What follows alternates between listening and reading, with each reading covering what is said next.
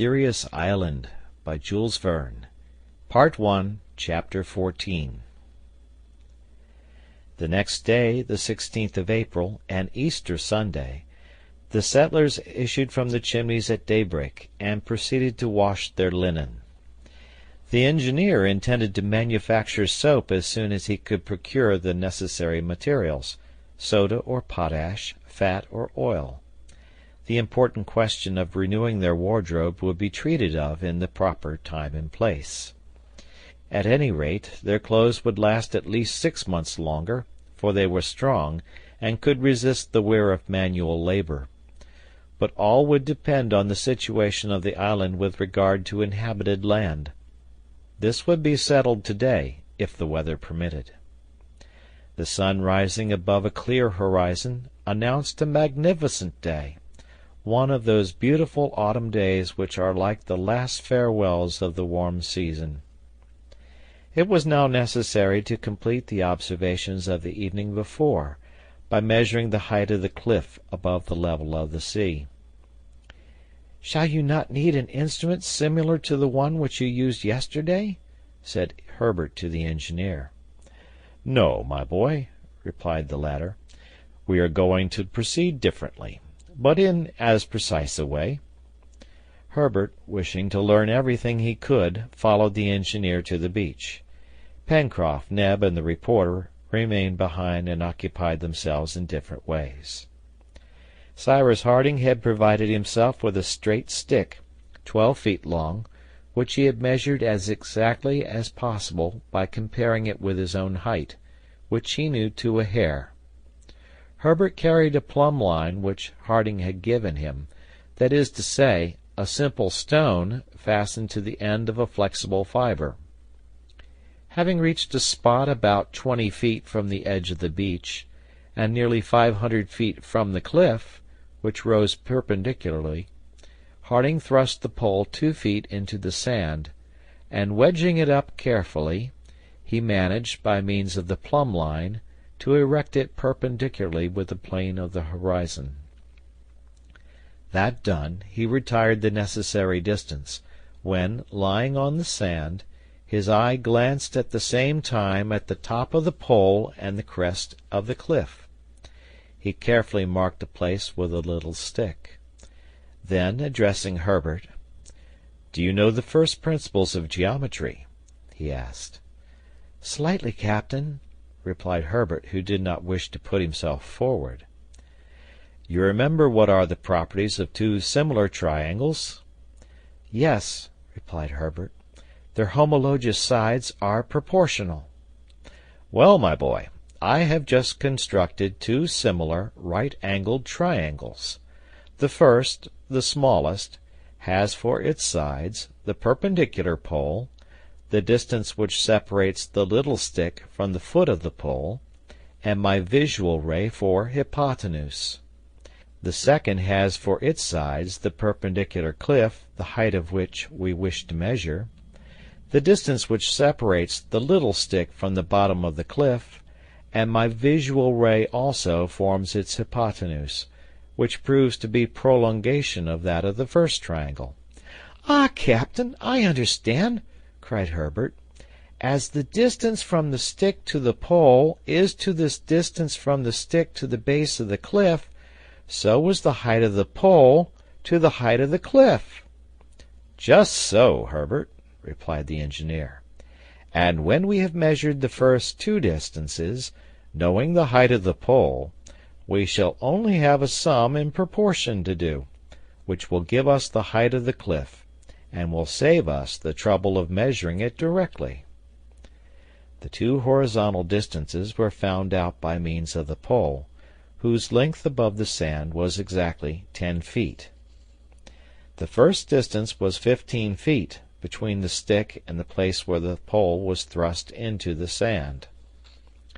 The second distance between the stick and the bottom of the cliff was 500 feet. These measurements finished, Cyrus Harding and the lad returned to the chimneys. The engineer then took a flat stone which he had brought back from one of his previous excursions, a sort of slate, on which it was easy to trace figures with a sharp shell. He then proved the following proportions: 15 is to 500 as 10 is to x. 500 times 10 equals 5,000. 5,000 divided by 15 equals 333.3. From which it was proved that the granite cliff measured 333 feet in height. Cyrus Harding then took the instrument which he had made the evening before, the space between its two legs giving the angular distance between the star Alpha and the horizon. He measured very exactly the opening of this angle on a circumference which he divided into 360 equal parts. Now this angle, by adding to it the 27 degrees which separated Alpha from the Antarctic pole, and by reducing to the level of the sea the height of the cliff on which the observation had been made, was found to be 53 degrees. These 53 degrees being subtracted from 90 degrees, the distance from the pole to the equator, there remained 37 degrees. Cyrus Harding concluded, therefore, that Lincoln Island was situated on the 37th degree of the southern latitude, or, taking into consideration through the imperfection of the performance an error of 5 degrees, that it must be situated between the 35th and the 40th parallel. There was only the longitude to be obtained, and the position of the island would be determined. The engineer hoped to attempt this the same day at 12 o'clock, at which moment the sun would pass the meridian. It was decided that Sunday should be spent in a walk, or rather an exploring expedition, to that side of the island between the north of the lake and Shark Gulf, and if there was time they would push their discoveries to the northern side of Cape South Mandible. They would breakfast on the downs and not return till evening. At 8:30 the little band was following the edge of the channel. On the other side, on Safety Islet, numerous birds were gravely strutting. They were divers, easily recognized by their cry, which much resembles the braying of a donkey. Pencroft only considered them in an eatable point of view, and learnt with some satisfaction that their flesh, though blackish, is not bad food. Great amphibious creatures could also be seen crawling on the sand, seals doubtless, who appeared to have chosen the islet for a place of refuge. It was impossible to think of those animals in an alimentary point of view, for their oily flesh is detestable. However, Cyrus Harding observed them attentively, and without making known his idea, he announced to his companions that very soon they would pay a visit to the islet. The beach was strewn with innumerable shells, some of which would have rejoiced the heart of a conchologist. There were, among others, the Phasianella, the Terebratula, etc. But what would be of more use was the discovery, by Neb, at low tide, of a large oyster bed among the rocks, nearly 5 miles from the Chimneys. "Neb will not have lost his day," cried Pencroft, looking at the spacious oyster bed. "It is really a fortunate discovery," said the reporter, "and as it is said that each oyster produces yearly from 50 to 60,000 eggs, we shall have an inexhaustible supply there." "Only I believe that the oyster is not very nourishing," said Herbert. "No," replied Harding. "The oyster contains very little nitrogen, and if a man lived exclusively on them, he would have to eat not less than 15 to 16 dozen a day." "Capital!" replied Pencroft. "We might swallow dozens and dozens without exhausting the bed. Shall we take some for breakfast?" And without waiting for a reply to this proposal, knowing that it would be approved of, the sailor and Neb detached a quantity of the mollusks. They put them in a sort of net of hibiscus fiber, which Neb had manufactured, and which already contained food. They then continued to climb the coast between the downs and the sea. From time to time Harding consulted his watch, so as to be prepared in time for the solar observation, which had to be made exactly at midday. All that part of the island was very barren as far as the point which closed Union Bay, and which had received the name of Cape South Mandible. Nothing could be seen there but sand and shells, mingled with debris of lava. A few sea-birds frequented this desolate coast, gulls, great albatrosses, as well as wild duck, for which Pencroft had a great fancy. He tried to knock some over with an arrow, but without result, for they seldom perched, and he could not hit them on the wing. This led the sailor to repeat to the engineer, "You see, captain, so long as we have not one or two fowling pieces, we shall never get anything." "Doubtless, Pencroft," replied the reporter, "but it depends on you. Procure us some iron for the barrels, steel for the hammers, saltpeter, coal, and sulphur for powder, mercury and nitric acid for the fulminate, and lead for the shot, and the captain will make us first-rate guns."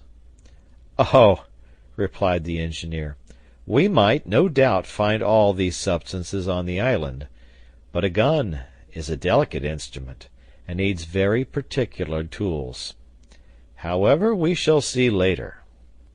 "Why," cried Pencroft, "were we obliged to throw overboard all the weapons we had with us in the car, all our implements, even our pocket-knives?" "But if we had not thrown them away, Pencroft, the balloon would have thrown us to the bottom of the sea," said Herbert. "What you say is true, my boy," replied the sailor. Then, passing to another idea, "Think," said he, "how astounded Jonathan Forster and his companions must have been when, next morning, they found the place empty and the machine flown away." "I am utterly indifferent about knowing what they may have thought," said the reporter. "It was all my idea, that," said Pencroft, with a satisfied air. "A splendid idea, Pencroft," replied Gideon Spilett, laughing, "and which has placed us where we are." "I would rather be here than in the hands of the Southerners," cried the sailor, "especially since the captain has been kind enough to come and join us again." "So would I, truly," replied the reporter. "Besides, what do we want? Nothing." "If that is not everything," replied Pencroft, laughing and shrugging his shoulders. "But some day or other we shall find means of going away." "Sooner, perhaps, than you imagine, my friends," remarked the engineer. "If Lincoln Island is but a medium distance from an inhabited island or from a continent, we shall know in an hour. I have not a map of the Pacific, but my memory has preserved a very clear recollection of its southern part.